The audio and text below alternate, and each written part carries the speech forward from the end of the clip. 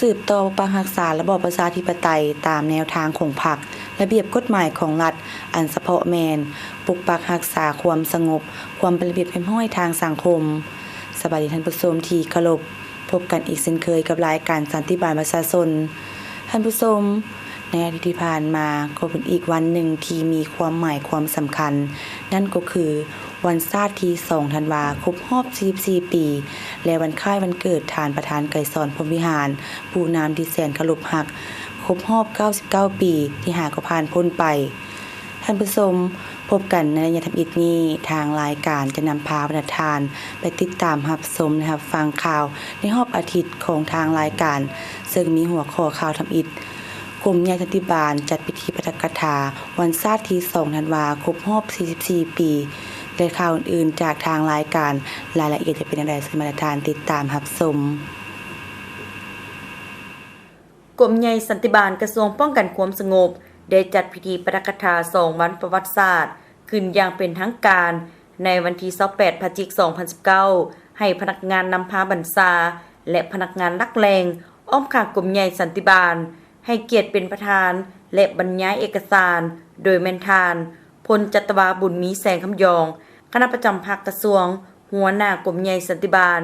เอกสารที่นำมาปาฐกถาในระยะทำอิฐแม่นมีเอกสารวันสถาปนาสาธารณรัฐประชาธิปไตยประชาชนลาวครบรอบ44ปีเพื่อเป็นการหวนคืนมูลเสื้อและความหมายความสำคัญของวันชาติที่2ธันวาปี1975แม่นเป็นวันแห่งชัยชนะที่ยิ่งใหญ่ในประวัติศาสตร์แห่งการต่อสู้กู้ชาติของชาติลาวเฮาแม่นมีมูลเสื้อที่สง่าองอาจต่อสู้ต้านการหุกคานของศัตรูจากภายนอกและปกปักรักษาสร้างสรรค์พัฒนาประเทศชาติโดยสืบทอดมูลเสื้ออันสง่าองอาจของบรรพบุรุษภายใต้การนำพาของพรรคประชาชนปฏิวัติลาววันชาติที่2ธันวาแม่นวันที่ประเทศชาติลาวเฮาได้รับการสถาปนาเป็นสาธารณรัฐประชาธิปไตยประชาชนลาวและเป็นวันที่มีความหมายความสำคัญสำหรับทั่วภาคทั่วรัฐและทั่วปวงชนลาวทั่วประเทศภาครัฐได้วางแนวทางและนำพาประชาชนปฏิบัติ2หน้าที่ยุทธศาสตร์คือปกปักรักษาและสร้างสรรค์พัฒนาประเทศชาติอย่างสมบูรณ์ไปเคียงคู่กับการเป็นเจ้าของประเทศชาติมีเอกราชอย่างสมบูรณ์มีประชาธิปไตยอย่างครบถ้วนมีที่ตั้งอันสมเกียรติและมีฐานะเทียบเท่าประชาคมโลกพร้อมนั้นท่านประธานยังยกให้เห็นการเคลื่อนไหวของท่านประธานไกรสอนพรหมวิหารผู้นำที่แสนเคารพรักของปวงชนลาวทั้งชาติที่ได้เสียสละเพื่อการปฏิวัติเพื่อชาติและประชาชนอย่างแท้จริงครบรอบ99ปีและกลายเป็นผู้นำที่ดีมีแนวความคิดปฏิวัติมีไหวพริบที่ฉลาดเฉลียวในการชี้นำพาที่เด็ดเดียวเหนียวแน่นในภารกิจกู้ชาติอย่างละเอียดละเอียวในขบวนวิวัฒน์บนเส้นทางอันสว่างไสวของการปฏิวัติลัทธิมาร์กเลนินและพรรคคอมมิวนิสต์อินโดจีนติดพันกับความเชื่อมั่นอันนักแน่นและด้วยมานาจิตอันแน่วแน่โดยบ่หวั่นไหวคอนแคนต่อสิ่งท้าทายทดสอบใดๆและบ่ท้อถอยยอมจำนนต่อความยุ่งยากและภัยคุมคู่ใดๆทั้งมวลก้าวไปถึงการเป็นผู้นำที่แสนเคารพรักของพรรคของรัฐและของปวงชนลาวบรรดาเผ่าเฮ็ดให้ประชาชนมีความเชื่อมั่นในการวางแนวทางหลายๆด้านเพื่อนำพาประเทศชาติก้าวขึ้นตามจุดหมายที่ภาครัฐวางออกในแต่ละระยะให้ปรากฏผลเป็นจริงตอนท้ายท่านประธานได้เน้นให้พนักงานนำพาบรรษาและพนักงานลักแรงจงได้เรียนรู้เอาแนวคิดปฏิวัติและแนวคิดเฉลียวฉลาดของประธานไกรสอนพรหมวิหารมาหมุนไส้เข้าในเวียกงานตัวจริงแน่ใจความรับรู้เข้าใจและกำแน่นเนื้อในของเอกสาร2วันประวัติศาสตร์ดังกล่าวเพื่อนำไปจัดตั้งปฏิบัติเข้าในเวียกงานที่ตนรับผิดชอบติดพันกับการสร้างความสามัคคีปองดองระหว่างเผ่าต่างๆให้นักแน่นเป็นปึกแผ่นภายในชาติความเป็นเอกภาพภายในพรรคเพื่อประกอบส่วนเข้าในการปกปักรักษาและพัฒนาประเทศชาติให้เจริญรุ่งเรืองศรีวิไลเป็นก้าว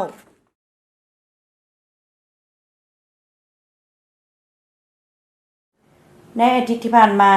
สหพันธ์แม่หญิงฮักฐานกลุ่มใหญ่สันติบาลได้เปิดกองประชุมสมาชิกสหพันธ์แม่หญิงกลุ่มใหญ่สันติบาลขึ้นโดยการเป็นประธานของทานพันโทนางศรีวิไลธรรมสิทธิ์ประธานสหพันธ์แม่หญิงกลุ่มใหญ่สันติบาลมีหัวหน้าหน่วยจุอยู่บรรดากรมห้อง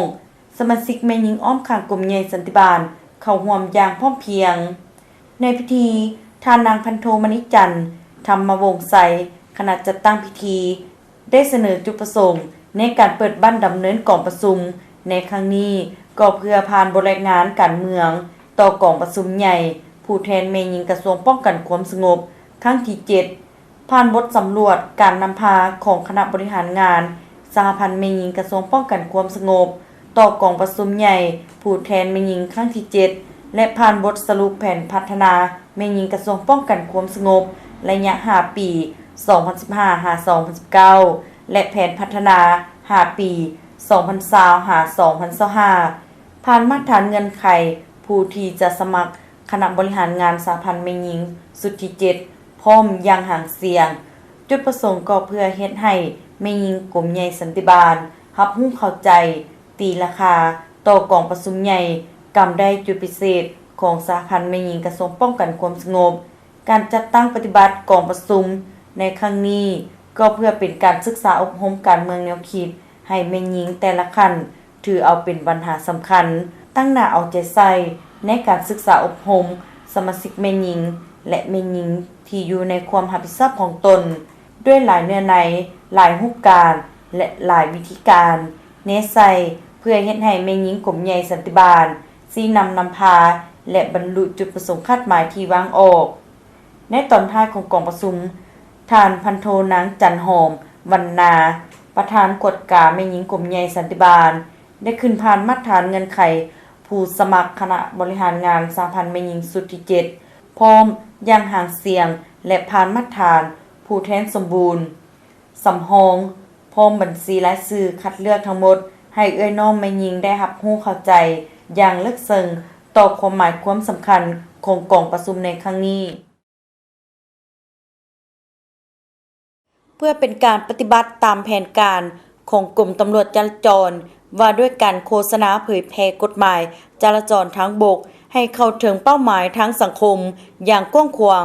ว่าเฉพาะในกำลังป้องกันความสงบแม่นสาวหนุ่มที่เป็นกำลังสันติบาลให้รับรู้เข้าใจบรรดามาตราที่สำคัญและพัวพันถึงการจราจรเพื่อลดพรการเกิดอุบัติเหตุตามท้องถนนให้ลดน้อยถอยลงเทื่อละก้าวฉะนั้นในวันที่28พฤศจิกายน2019กลุ่มใหญ่สันติบาลโดยเฉพาะแม่นสมาชิกสาวหนุ่มได้เข้าร่วมรับฟังการเผยแพร่กฎหมายจราจรทางบกจากกรมตำรวจจราจรเป็นประธานและบรรยายเอกสารในครั้งนี้โดยแม่นทานพันโทคำเล็กไสยสิทธิ์ห้องหัวหน้ากรมตำรวจจราจรขึ้นเผยแพร่มีบรรดาหัวหน้าคณะบริหารงานสาวหนุ่มกลุ่มใหญ่และห้องคณะบริหารงานแม่หญิงกลุ่มใหญ่สันติบาลเป็นประธานร่วมมีสมาชิกสาวหนุ่มแม่หญิงและสมาชิกสาวหนุ่มชายเข้าร่วมตามการแจ้งเชิญของคณะรับผิดชอบเผยแพร่กฎหมายจราจรทางบกของกรมตำรวจจราจรจุดประสงค์ก็เพื่อเป็นการสร้างสติเคารพระเบียบกฎหมายการสัญจรตามท้องถนนให้มีความเป็นระเบียบเรียบร้อยสร้างความเป็นแบบอย่างในการปฏิบัติระเบียบกฎหมายต่อกับพ่อแม่ประชาชนนักเรียนรู้นักศึกษาและปัญญาชนย้อนว่าเจ้าหน้าที่กำลังป้องกันความสงบแม่นผู้ปฏิบัติกฎหมายและระเบียบการต่างๆในทั่วสังคมดังนั้นท่านประธานจึงเรียกร้องมายังสาวหนุ่มในกำลังสันติบาลจงเป็นเจ้าการเพิ่มทวีความเป็นแบบอย่างให้สังคมในการใช้รถใช้ถนนเพื่อหลีกเลี่ยงการเกิดอุบัติเหตุที่จะสร้างความสูญเสียทางด้านชีวิตทรัพย์สินให้ตนเองก็คือบุคคลอื่นและสังคมข้าพเจ้าขอพันตรีรัตนะอินทาธิราชหน้าที่รับผิดชอบกับห้องเลขาสาวนุ่มกลุ่มใหญ่สันติบาลทั้งรับผิดชอบเลขาสาวนุ่มห้องการกลุ่มใหญ่จุดประสงค์ในการลงโฆษณาเผยแพร่ในครั้งนี้ก็เพื่อยกสูงสติการเป็นเจ้าการในการนำไส้รถนำไส้ถนนของทันแถวสมาชิกสาวนุ่มโดยเฉพาะก็คือกำลังสันติบาลให้รับรู้ เข้าใจและพร้อมกันจะตั้งปฏิบัติอย่างเข้มงวดทั้งเป็นการเพิ่มทวีความเป็นเจ้าการในการจัดตั้งระเบียบการสัญจรต่างๆอันนั้นแม่นถือว่าจุดประสงค์ความสำคัญเพื่อสร้างความเป็นแบบอย่างในทันแถวกำลังประกอบอาวุธก็คือกำลังสันติบาลของพวกเขาเพื่อความรับรู้เพื่อความเข้าใจในการจัดตั้งปฏิบัติให้มันมีความเป็นเอกภาพในการจัดตั้งปฏิบัติให้มีความเข้มงวดซึ่งผ่านการขึ้นห้องในครั้งนี้เนาะผ่านการนำเรียนในครั้งนี้ข้าพเจ้ามีตามทัศนะของพระเจ้าหรือว่าความรู้สึกของข้าพเจ้าจะเอาความรู้หรือว่าความเข้าใจไปหมุนไส้ไปพันขยายอยู่ในกลมกองให้ไอ้น้องได้ปฏิบัติให้มันถูกตามระเบียบการสัญจรตามท้องถนนไปพักกันก่อนและจึงกลับเข้ามาพบกันในระยะต่อไปของทางรายการ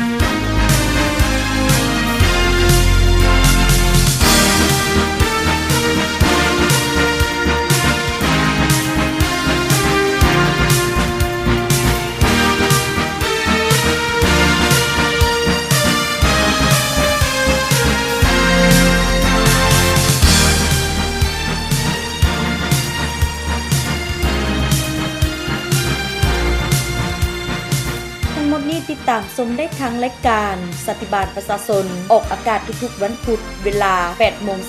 หา 8:30 น. และภาคค่ำเริ่มแต่เวลา 8:25 น. หา 21:00 น. ทางโทรภาพป้องกันความสงบประชาชนท่านผู้ชมที่ผ่านไปนั้นก็แม่นการนำเสนอข่าวในรอบอาทิตย์ของกรมใหญ่สันติบาลระยะที่2นี้ทางรายการจะนำพาประธานไปติดตามรับชมและรับฟังบทผลสำเร็จการปฏิบัติหน้าที่วิชาเฉพาะของแผนกสันติบาลป้องกันความสงบเมืองอุทุมพรแขวงสะหวรรณเขตประจำ6 เดือนต้นปี 2019รายละเอียดจะเป็นอย่างไรให้ประธานติดตามรับชม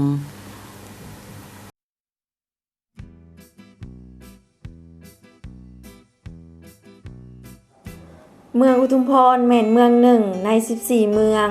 และ1นครของแขวงสะหวรรณเขตเป็นเมืองที่มีลักษณะ4ทิศ2เส้นทางยุทธศาสตร์คือเส้นทางเลขที่9และเส้นทางเลขที่13ตัดผ่านกวมเอาส่วนหนึ่งของเขตเศรษฐกิจพิเศษสวรรค์เซโนเมืองแห่งนี้มีชายแดนติดกับบรรดาเมืองคือทิศตะวันออกติดกับเมืองอาจสะพังทองทิศตะวันตกติดกับนครไกรสอนทิศใต้ติดกับเมืองจำพรและทิศเหนือติดกับเมืองไซบุรีทั่วเมืองมีคนต่างประเทศที่อาศัยอยู่300 กว่าคนหญิง90 กว่าคนมี23สัญชาติเมื่อเว้าถึงเมืองอุทุมพรแล้วกองบัญชาการกำลังป้องกันความสงบเมืองอุทุมพรแม่นกำลังป้องกันความสงบหนึ่งที่สร้างความสะดวกสบายให้คนต่างประเทศเข้ามาลงทุนดำเนินธุรกิจเช่นการออกบัตรพักเซาให้คนต่างประเทศขึ้นทะเบียนชั่วคราวและเวียกงานอื่นๆอยู่ในเมืองดังกล่าวกองบัญชาการกำลังป้องกันความสงบเมืองอุทุมพรประกอบมีหลายแผนกขึ้นกับเช่นแผนกตำรวจจราจรแผนกคุ้มครองสมโนครัวและแผนกสันติบาลในนี้การเคลื่อนไหวเหตุหน้าที่วิชาเฉพาะแม่นขึ้นกับการชี้นำบัญชา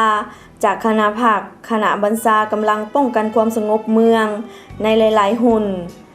หน้าที่ต้นตอของแผนกสันติบาลแม่นเฮ็ดเวียกงานเกี่ยวกับการคุ้มครองคนต่างประเทศคนบ่มีสัญชาติที่มาลงทุนมาดำเนินธุรกิจ มาออกแรงงานและมาประกอบอาชีพต่างๆอยู่ในเมืองดังกล่าวเวียกงานอันเฉพาะของแผนกได้ชี้นำพาพนักงานนักโขบความปฏิบัติหน้าที่แม่นการนำเอาทิศทางแผนการของหองสันติบาล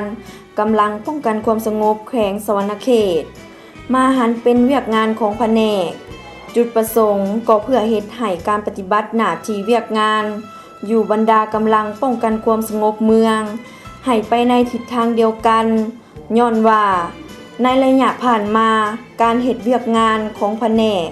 ยังบ่ทันเข้าสู่ระเบียบหลักการดีเท่าที่ควรซึ่งเป็นสาเหตุหนึ่งที่เฮ็ดให้คนต่างประเทศจำนวนหนึ่งมีการต้องติบ่ให้ความร่วมมือต่อกับพนักงานนักโขบที่เฮ็ดเวียกงานคุ้มครองคนต่างประเทศสิ่งที่สำคัญที่แผนกสันติบาลได้มีความพร้อมแม่นการขึ้นแผนการแผนงานโดยเฉพาะแม่นการนำเอาแนวทางนโยบายของพรรคระเบียบกฎหมายของรัฐเว้าเฉพาะแม่นกฎหมายว่าด้วยการคุ้มครองคนต่างประเทศเลขที่059/นย.ไปเผยแผ่อธิบายและชี้แจงให้พลเมืองลาวคนต่างประเทศรับรู้เข้าใจถึงการปฏิบัติหน้าที่ของกำลังสันติบาลพร้อมนั่นยังเป็นการติดตามกฎกาการลงทุนการดำเนินธุรกิจและการประกอบอาชีพต่างๆของคนต่างประเทศว่าการดำเนินธุรกิจถูกต้องตามการอนุญาตของภาคส่วนที่เกี่ยวข้องแล้วหรือบ่ไปเคียงคู่กับการปรับสถานภาพแรงงานต่างประเทศให้เข้าสู่ระเบียบกฎหมายที่วางออกทั้งนี้ก็เพื่อเป็นการจำกัดหัดแคบต่อคนต่างประเทศจำนวนหนึ่งที่ช่วยโอกาสเข้ามาท่องเที่ยวเยี่ยมยามแล้วหลักประกอบอาชีพโดยบ่ถูกต้องถ้าแผนกดังกล่าวบ่เฮ็ดเวียกงานคุ้มครองคนต่างประเทศมันจะส่งผลกระทบต่อการประกอบอาชีพต่างๆให้พลเมืองลาวสุดท้าย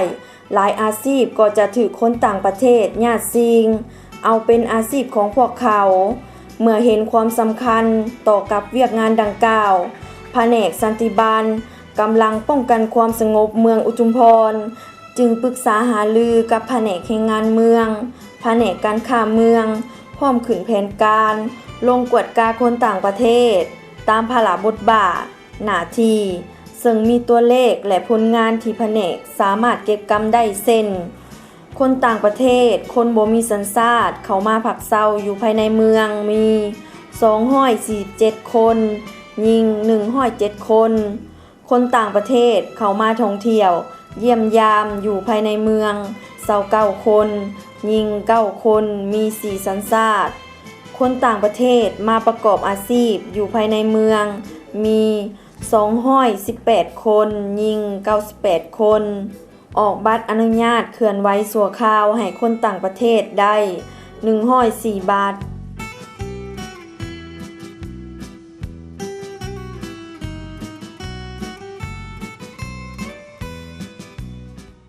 ก่อนอื่นข้าพเจ้าขอเรียนรายงานสภาพการจัดตั้งปฏิบัติหน้าที่เวียกงานในระยะ1 ปีที่ผ่านมาอยู่แผนกสันติบาลกองบัญชาการปกส.เมืองอุทุมพรแขวงสวรรณเขตสำหรับการนำพาของข้าพเจ้าต่อแผนกสันติบาลใน1 ปีผ่านมาโดยยึดมั่นตามแนวทางการนำพาของพรรคยกสูงความเป็นเจ้าในการปฏิบัติกฎหมายประสานสมทบกับบทเรียนความรู้ความสามารถที่ตัวเองมีจังซั่นก็ได้นำเอาบรรดามติคำสั่งแจ้งการทิศทางแผนการที่ทางกระทรวงของกรมยาสันติบาลของกองบัญชาการปกส.แขวงและกองบัญชาการปกส.เมืองวางออกเพื่อนำมาหันเป็นแผนอันละเอียดอยู่ในแผนกสันติบาลแล้วก็นำไปปรึกษาหารืออยู่ในคณะพรรคคณะบัญชายังมีความผิดภาพและก็จึงนำไปมอบหมายแบ่งความรับผิดชอบอยู่ในคณะแผนกจึงนำไปจัดตั้งปฏิบัติและก็มีการติดตามกวดกามีการสรุปถอดถอนบทเรียนมีการรายงานข้อเท็จชี้นำจากคณะพรรคคณะบัญชาอย่างเป็นปกติต่อเนื่องผ่านการปฏิบัติระยะผ่านมาก็คือว่าสามารถญาติได้รายผลงานที่ผลเด่น หน้าเวียกตัวจริงที่ว่านำไปจัดตั้งปฏิบัติอยู่ในแผนกนั้นติดพันกับบรรดาหน่วยงานวิชาการวิชาเฉพาะใน5-6หน่วยงานโดยเฉพาะมันเริ่มจากวิชาการคนขวาสังรวมวิชาการ200วิชาการ201วิชาการ203และวิชาการ207อันนั้นมันว่าปัญหาที่1เนาะที่ว่าข้าพเจ้าได้เอาใจใส่ในการนำพาต่อกับพนักงานนักรบแม่นข้าพเจ้าได้เอาใจใส่ในการนำพาเฮ็ดงานการเมืองแนวคิดศึกษาอบรมให้พนักงานนักรบอยู่ในแผนกนี้ให้มีแนวคิดอุดมทุนเทียงเนาะกำแหน่งแนวทางนโยบายของพรรคกำแหน่งระเบียบกฎหมายของรัฐกำแหน่งหลักการทางด้านวิชาเฉพาะเมื่อเข้าใจอย่างสั้นแล้วรู้จักในการวางแผนการเรียนงานรู้จักนำไปจัดตั้งปฏิบัติว่ารวมก็แม่นให้รู้จักสิทธิหน้าที่ความรับผิดชอบของแต่ละคนอันที่2ผ่านการจัดตั้งพันขยายทิศทางแผนการคำสั่งแจ้งการของกระทรวงของกรมราชการปกครองแขวงและของกรมราชการปกครองเมืองวางออกแผนกสันติบาลของข้าพเจ้าก็ได้ขึ้นสถิติคุ้มครองพนักงานสังกัดรัฐเนาะ1 ปีผ่านมาก็ได้สร้างแผนลงไปเฮ็ดกันเป็น2ครั้งขึ้นแผนประสานห้องการอ้อมข้างเพื่อจัดตั้งหน่วยงานป้องกันเวียนยามสำนักงานองค์การก็ได้2ขั้นคือว่ามีทั้งหมด7หน่วยป้องกันเฮ็ดหน้าที่ป้องกันแขกการนำภายในและต่างประเทศจำนวน5ครั้งเนาะเคลื่อนไหวเก็บกรรมข่าววิเคราะห์ข่าวได้35ข่าวและขึ้นสถิติคุ้มครองต่างประเทศมีอยู่6ครั้งจากนั้นก็เป็นข่าวรวมประชาชนทบกับองค์การเกี่ยวข้องเมืองในการศึกษาอบรมบรรดาเป้าหมายที่ว่าเคลื่อนไหวทางศาสนาที่ผิดต่อระเบียบกฎหมายมีอยู่2ครั้งเข้าร่วมศึกษาอบรมเป้าหมายเคลื่อนไหวทางสื่อออนไลน์ที่ผิดต่อระเบียบกฎหมายก็มี2ครั้งในนั้นก็ได้กักตัวเป้าหมายบุคคลที่เคลื่อนไหวโฆษณาใส่หายป้ายสีแนวทางการนำพรรครัฐเนาะจำนวน1คนได้ส่งมอบให้แขวงสืบต่อดำเนินปัจจุบันแม่นได้ถูกปฏิบัติโทษตามกฎหมายก็ยังมีเป้าหมายอื่นๆที่เจ้าหน้าที่ของเฮาก็กำลังมีการติดตามเนาะการเคลื่อนไหว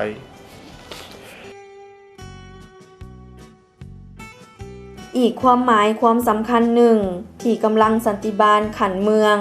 ได้ปฏิบัติอย่างเป็นระบบเกี่ยวกับการขึ้นสถิติประเภทต่างๆที่คนต่างประเทศคนบ่มีสัญชาติได้มีการเคลื่อนไหวอยู่ในขอบเขตเมืองอุทุมพรจุดประสงค์ก็เพื่อบ่อยากให้คนต่างประเทศคนบ่มีสัญชาติที่มาท่องเที่ยวมาเยี่ยมยามและมาลงทุน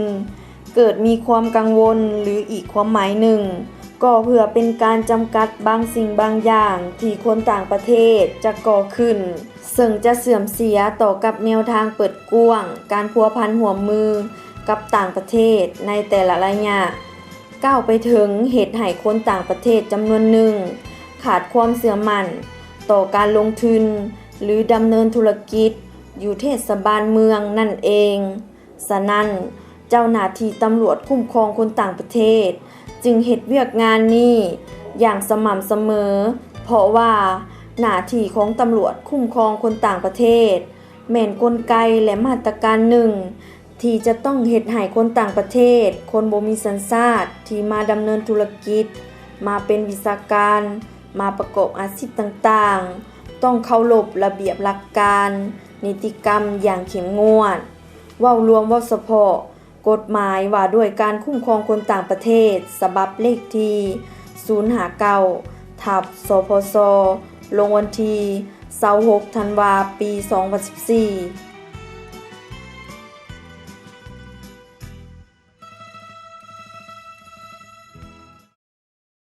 ท่านผู้ชมมาฮอดนี้เวลาของทางรายการก็ใกล้จะหมดลงแล้วแต่การนำเสนอบทยังบ่หมดเพียงเท่านี้ท่านผู้ชมสามารถติดตามรับชมบทกันใหม่ในระยะที่2ของอาทิตย์ต่อไปสำหรับอาทิตย์นี้ผู้ดำเนินรายการพร้อมด้วยทีมงานต้องลาท่านผู้ชมไปก่อนสบายดี